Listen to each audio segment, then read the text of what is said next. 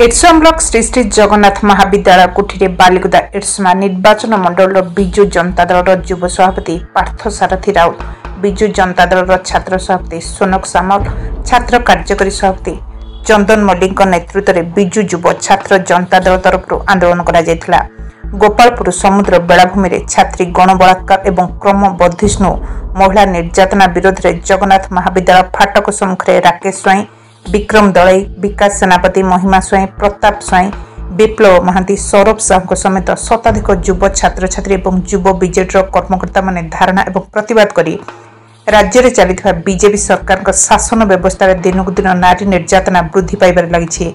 राज्य में नारी माने असुरक्षित अच्छा कही राज्य सरकार को कड़ा चेतावनी देइछन्ति। दोषी विरुद्ध में जदि दृढ़ कार्यानुष्ठान ग्रहण कर पीड़िता को न्याय न मिले तेबे आगामी दिन में आहरी आंदोलन व्यापक सारा राज्य में करा बोली विजु जनता दल युव छात्र माने चेतावनी देइछन्ति। तिर्तोल मागंत परिडा ओडिशा मोबाइल टीवी। चंदन कुमार मल्लिक, विजु छात्र जनता दल कार्यकारी सभापति एरसमा ब्लॉक। आज खाली श्री श्री जगन्नाथ महाविद्यालय नुहे, एटा सारा ओडिशा सारा छात्र माने आज आंदोलन को ओल्लैछन्ति। नारी आज सुरक्षित नाहांती। ओडिशा रे आज जो सरकार आसी वर्षे है से वर्षे सरकार रे मिनिमम 300-400 रु गण दुष्कर्म ठार आरंभ करी नारी आज सुरक्षित नाहांती। बीच रे हो, पर्यटन स्थली हो, कौन मंदिर मस्जिद जुआड़े जाऊँगी एका से जाई पारना। जो 24 वर्षर पूर्वतन मुख्यमंत्री नवीन पट्टनायक सरकार था से नारी सुरक्षित थे। नारी विभिन्न प्रकार व्यवस्था करा किंतु आज नारी सुरक्षित ना से आम आंदोलन को ओल्लैचु।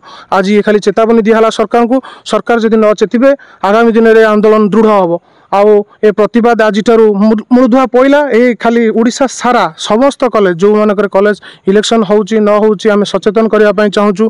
आम भौणी मानक आमर जिते अच्छा आम प्रशासन को आम चेतई देवा चाहूँ। आपण मैंने सजग हूँ। एमाने आमर भौणी मैंने केमिति सुरक्षित कॉलेज आसबे, सुरक्षित पर्यटन स्थली बुलवे, सुरक्षित जीवा आसवा करेंगे से आम तत्पर अच्छे। मो सिनुलता महांती एसएचयू महाविद्यालय गोटे स्टूडेंट अटे।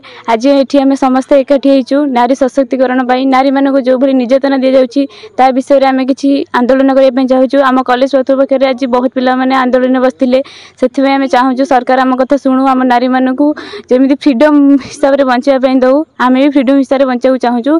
कारण बॉयज माने भी जेमिति बंचुछंती आमे भी सेमिति बंचाउ चाहूछु। आमे भी बहुत किछि आगु बढ़िया पई चाहूछु और बहुत किछि करिया पई चाहूछु।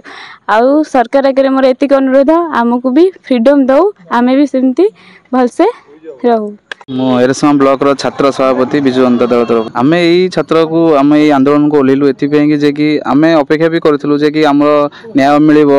जो भौणी सहित एमती दुष्कर्म करागला 10 जन जो एमती अत्याचार जिनस कले तो ताकू आम अपेक्षा कलु भी 2-3 दिन जे कि तार सरकार तार किसी भी पदक्षेप आगू को नेले नहीं।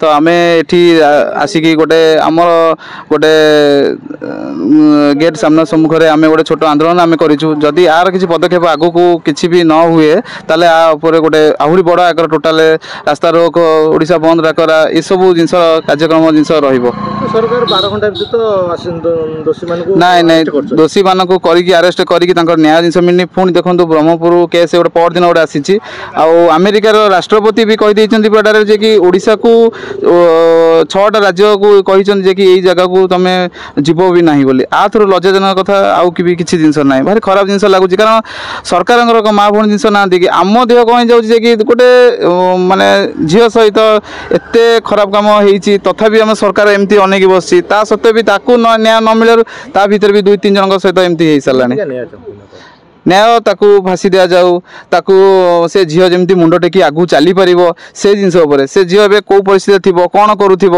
तो तापर किछिटा जमी कार्यानुष्ठान कले कि आम तो किसी जिन से जिन फेरई पारानी तो किछिटा जमी मन को किसी ये करने गवर्नमेंट किसी सहयोग सहित रहा दरकार।